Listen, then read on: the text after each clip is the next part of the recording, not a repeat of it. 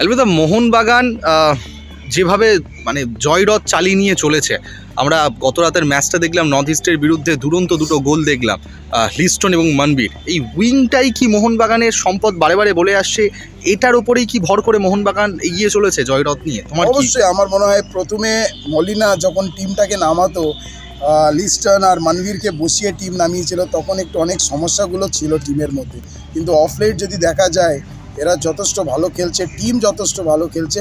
আর আমার মনে হয় কোচ এখন অনেকটাই বুঝে গেছে, কিন্তু এদের যেই থাকুক না কেন, পেট্রেটস কিংবা ম্যাকলেরেন কিংবা যেই থাকুক না কেন, এদের এই দুটো উইং হাফ ছাড়া টিমটাকে রেজাল্ট পাওয়া খুব ডিফিকাল্ট। তো আই থিঙ্ক ইটস মানে ওরা ভালো ফুটবল খেলছে, স্পেশালি লাস্ট ম্যাচে ওরা দুটো গোল লিস্টন আর মনবীরের মানে ওয়ার্ল্ড ক্লাস গোলস।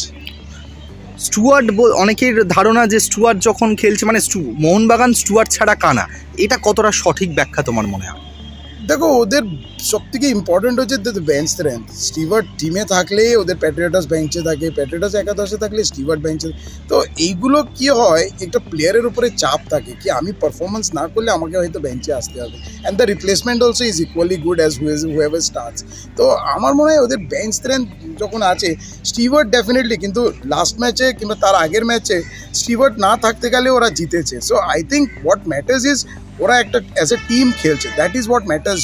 তো আমার মনে হয় স্টিভার্ট থাক কিংবা প্যাট্রিয়টস থাক কিংবা কামিংস যখনই এসছে, কামিংস চেন্নাইয়ের বিরুদ্ধে কামিংস এসে তো গোল করে দিয়েছে। তো যখন একটা টিমের একটা স্ট্রেংথ থাকে, বেঞ্চ স্ট্রেংথ, তো আই থিঙ্ক ওদের কাছে প্রচুর অপশনসগুলো ওপেনিংস হয়। তো I think they are playing as a team, যেটা আমি বারবার বলি। আর এটাতেই মানে ওদের খেলাগুলো দেখতে খুব ভালো লাগে। আলবিটো, তার শেষ প্রশ্নটা একবার, তুমি কি মনে করো যে এই মোহনবাগানকে বাদ বাকি যে দলগুলো রয়েছে হারানো খুব কঠিন তাদের পক্ষে?